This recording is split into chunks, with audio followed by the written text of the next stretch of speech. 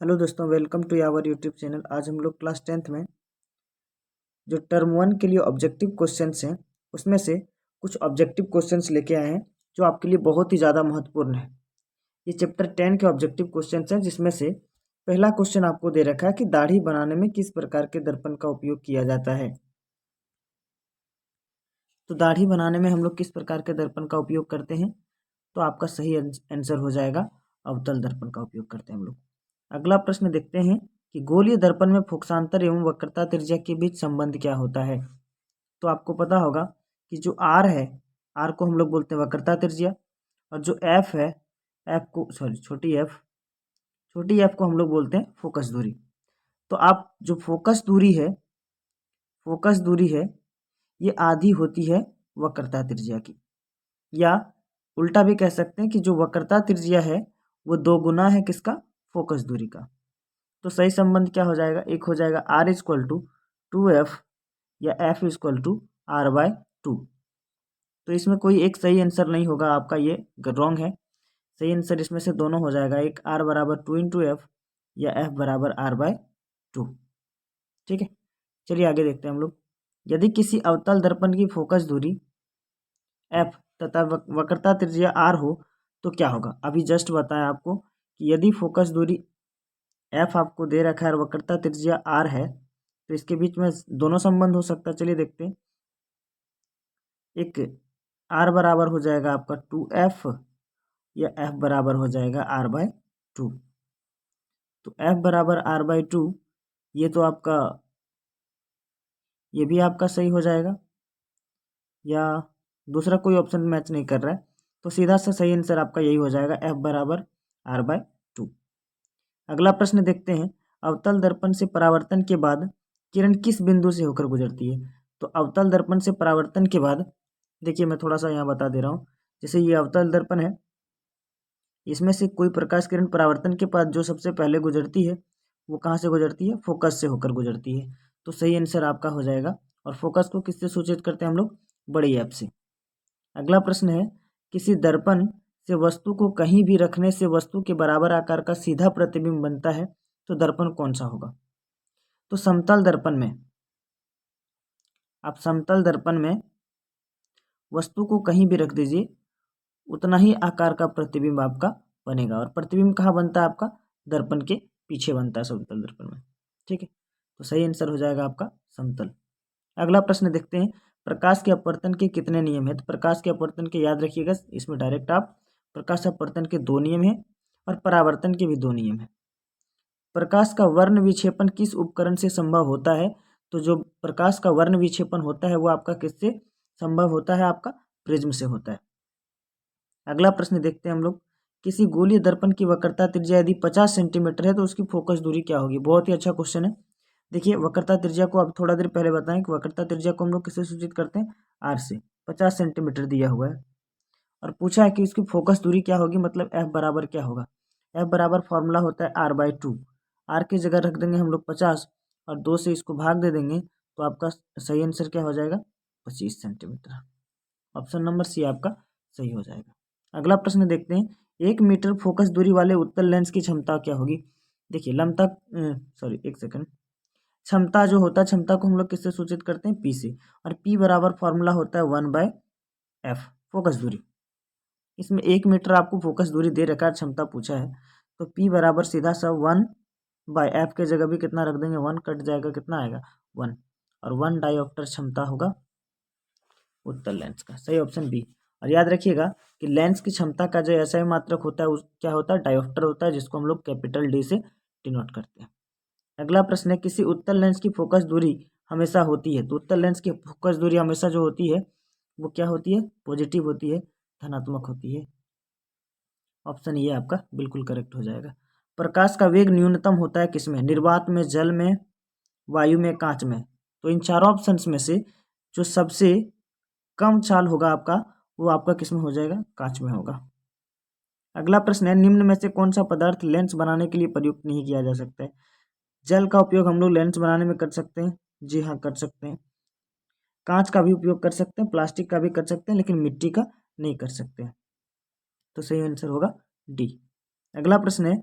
काल्पनिक प्रतिबिंब होता है सीधा उल्टा दोनों। तो काल्पनिक जब भी बनता है तो याद रखिएगा वो हमेशा कैसा होता है, सीधा। और अगर वास्तविक बोलेगा तो वो हमेशा उल्टा ही बनता है। किसी दर्पण से हमेशा वस्तु से छोटा प्रतिबिंब प्राप्त होता है। तो उत्तल दर्पण में याद रखिएगा, उत्तल दर्पण एक ऐसा दर्पण है जिससे हम लोग वस्तु का छोटा प्रतिबिंब प्राप्त कर सकते हैं। 4D क्षमता वाले या 4 डायोप्टर क्षमता वाले अवतल लेंस की फोकस दूरी क्या होगी। अवतल लेंस बोला है इस बार, और 4 डायोप्टर क्षमता ही इस बार दे रखा है। मतलब पी का वैल्यू आपको इस बार पहले दे रखा है 4D है, और इसमें से आपको पूछा है कि फोकस दूरी क्या होगा। तो P = 1/f। P की जगह हम लोग 40 रख देते हैं, = 1/f। तो f बराबर अगर निकालेंगे तो हो जाएगा 1/40, सॉरी 40 नहीं, यहाँ 4 है, 1/4। और 4 से 1 को डिवाइड करेंगे तो कितना आ जाएगा, 4 से 1 को डिवाइड करेंगे तो आपका आ जाएगा, पॉइंट देंगे 0, 2 बार में 2 आपका बच जाएगा, इसका मतलब 0.25। और ये आपका मीटर में आएगा, और ये आपका किस में आएगा, मीटर में आएगा। 0.25 ये मीटर में है, इसको सेंटीमीटर में चेंज करेंगे तो 100 से इसको इंटू कर देंगे, पॉइंट हटाएंगे नीचे 2 0 चला जाएगा, 100 से 100 कैंसिल हो जाएगा, इसका मतलब कितना बचेगा, 25 सेंटीमीटर। ऑप्शन नंबर बी आपका बिल्कुल सही हो जाएगा। किसी उत्तल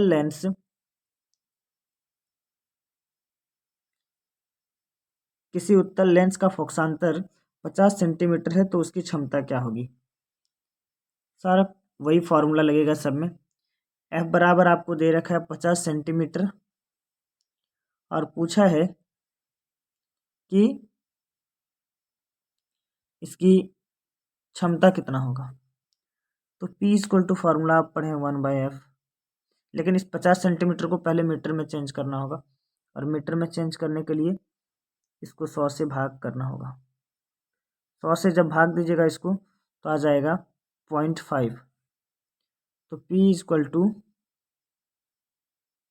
0.5, पॉइंट हटाइएगा ऊपर 10 हो जाएगा, और कितना आ जाएगा आपका 2 डायोप्टर क्षमता आ जाएगा। चलिए देखते हैं 2 है या नहीं है।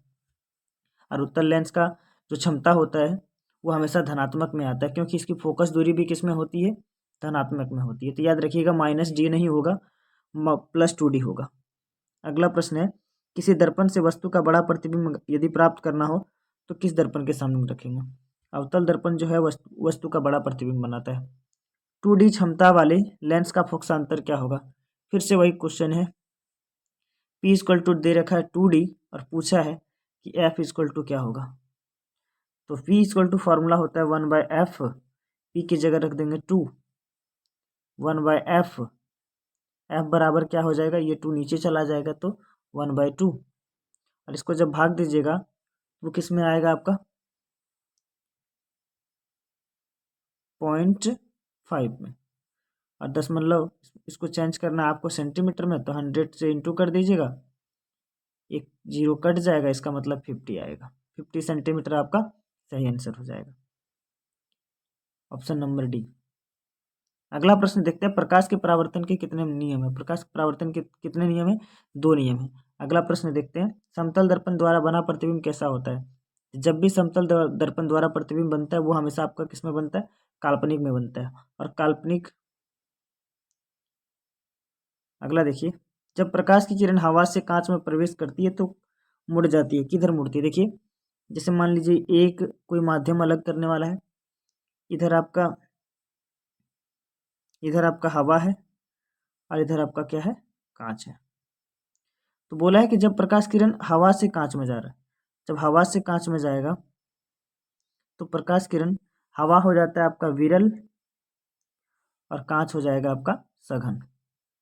तो जब विरल से सघन में जाता है तो वो अभिलंब की ओर झुक जाता है, जाना चाहिए था इधर लेकिन अभिलंब की ओर झुक जाता है। तो देखिए यहाँ पे लिखा है अभिलंब के निकट, ऑप्शन नंबर बी आपका सही हो जाएगा। किसी दर्पण से आप चाहे कितनी भी दूरी पर खड़े हो आपका प्रतिबिंब सदैव सीधा प्रतीत होता है, संभवतः दर्पण का नाम बताना है।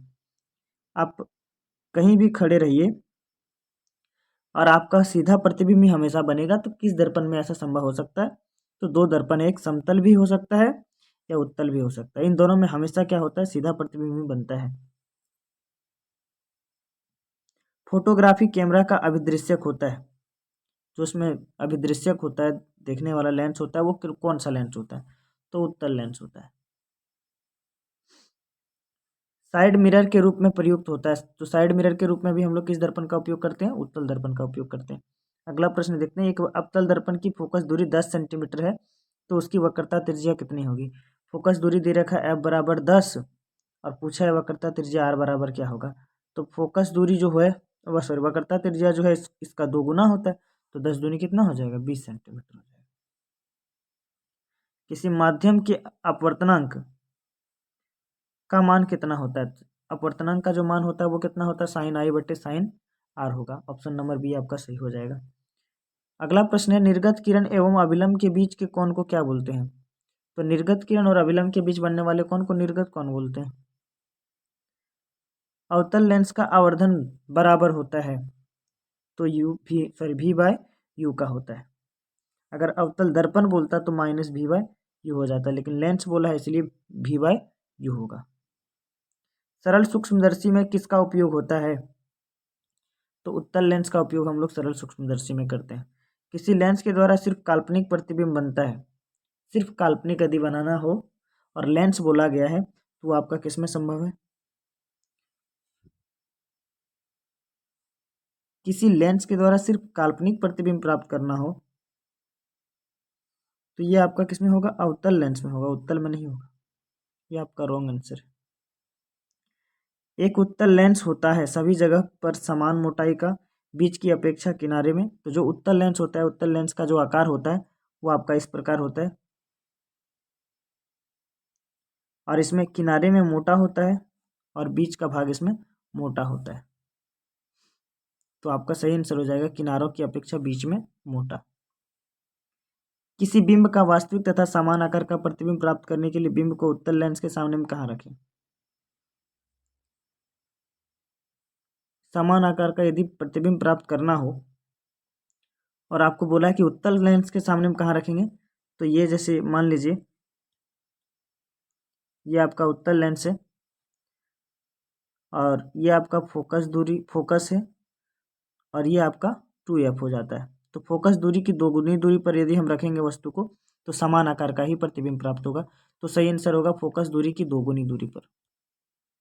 अगला प्रश्न है, किसी बिंब का अवतल दर्पण द्वारा बना प्रतिबिंब आभासी सीधा तथा बिंब से बड़ा पाया गया वस्तु की स्थिति कहाँ होनी चाहिए? अवतल दर्पण है, आभासी भी है, और जितना बड़ा वस्तु है उससे बड़ा प्रतिबिंब बना पाया गया है। तो ये स्थिति हमेशा कब देखने को मिलती है? जब ध्रुव और मुख्य फोकस के बीच होती है तब। तो देखते हैं यहाँ पे दिया है ऑप्शन, दर्पण के ध्रुव और मुख्य फोकस के बीच, ऑप्शन नंबर डी में। अगला प्रश्न देखिए, किसी गोलीय दर्पण तथा किसी पतले गोलीय लेंस दोनों को फोकस दूरी यदि -15 सेंटीमीटर, तो दर्पण का लेंस संभवतः होगा, तो ये दोनों अवतल ही होगा, क्योंकि फोकस दूरी दोनों माइनस किस में होता है? आपका अवतल में ही होता है, उत्तल में धनात्मक होता है। परावर्तन के नियम से निर्धारित होता है आपतन कोण बराबर होता है किसकी? परावर्तन कोण के। अगला प्रश्न है, लेंस में मुख्य फोकस की कितनी संख्या होती है? लेंस में मुख्य फोकस की संख्या 2 होती है। अभी आपको बताया, जैसे ये लेंस है, ये आपका एक पहला मुख्य फोकस हो जाएगा और ये आपका दूसरा हो जाएगा। अगला प्रश्न है, प्रकाश की किरणें गमन करती है, हमेशा सीधी रेखा में गमन करती है प्रकाश की किरणें। सर्च लाइट का परावर्तक सतह होता है, सर्च लाइट अवतल दर्पण, सॉरी अवतल लेंस की होती है। अगला, अवतल लेंस की फोकस दूरी उसकी वक्रता त्रिज्या, अवतल लेंस की फोकस दूरी उसकी वक्रता त्रिज्या, अभी हम बता रहे थे कि जो फोकस दूरी है वक्रता त्रिज्या से क्या होती है? आधी होती है। Option number B, sorry option B आपका सही है इसमें से, फोकस दूरी आधी होती है वक्रता त्रिज्या से। अगला प्रश्न देखते हैं, जब प्रकाश की किरण एक माध्यम से दूसरे माध्यम में प्रवेश करती है तो अपने पूर्व पथ से विचलित हो जाती है, इसे क्या कहते हैं? इसको हम लोग प्रकाश का अपवर्तन बोलते हैं। जैसे देखिए, एक माध्यम से जब दूसरे माध्यम में जाता है तो या तो अभिलंब की ओर झुक जाता है या अभिलंब से दूर हट जाता है। जाना चाहिए था सीधा, तो इसको हम लोग बोलते हैं प्रकाश का अपवर्तन। प्रकाश की एक किरण जब विरल माध्यम से सघन में आती है तब वह क्या होगा। अभी थोड़ा देर पहले ही बताएं कि जब विरल से सघन में जाता है तो वो अभिलंब की ओर झुकेगा, और जब सघन से विरल में जाता है तो अभिलंब से दूर हटेगा। दोनों याद रखिएगा, दोनों क्वेश्चन पूछ सकता है। तो इसमें सही आंसर क्या हो जाएगा, अभिलंब की ओर मुड़ जाती है, ऑप्शन नंबर डी। जब प्रकाश की एक किरण दो माध्यम को अलग करने वाली सतह पर लंबवत पड़ती है, जैसे मान लीजिए ये माध्यम है, एकदम यहाँ लंबवत पड़ रहा है, तो क्या होगा, अभिलंब से दूर मुड़ जाएगा, बिना मुड़े सीधी निकल जाएगा, या अभिलंब की ओर मुड़ जाती है, या 7 रंगों में टूट जाती है। तो बिना मुड़े सीधा निकल जाती है, ये सीधा निकल जाएगा। पानी से भरी बाल्टी की गहराई कम मालूम पड़ने का कारण क्या है। तो ये प्रकाश अपवर्तन का घटना है। जब प्रकाश एक माध्यम से दूसरे माध्यम में जाता है तब अपवर्तन होता है, प्रकाश की चाल में परिवर्तन के कारण होता है ऐसा। अगला प्रश्न, सघन माध्यम से विरल माध्यम में प्रवेश करने पर आपतन कोण तथा अपवर्तन कोण में क्या संबंध रहता है। जैसे देखिए, ये मान लीजिए सघन से विरल में जा रहा है, ये आपका अभिलंब है, कोण आई, और जा रहा है सघन से कहाँ जा रहा है, विरल में। सघन से विरल में जाएगा तो अभिलंब से दूर हटेगा, जाना चाहिए था इधर। तो आपतन कोण जो है अपवर्तन कोण से क्या संबंध है, ये पूछा गया। तो आपतन कोण जो है वो बड़ा होगा, और ये वाला जो कोण होगा वो आपका क्या हो जाएगा, छोटा हो जाएगा। थैंक यू, बस आज के लिए इतना ही।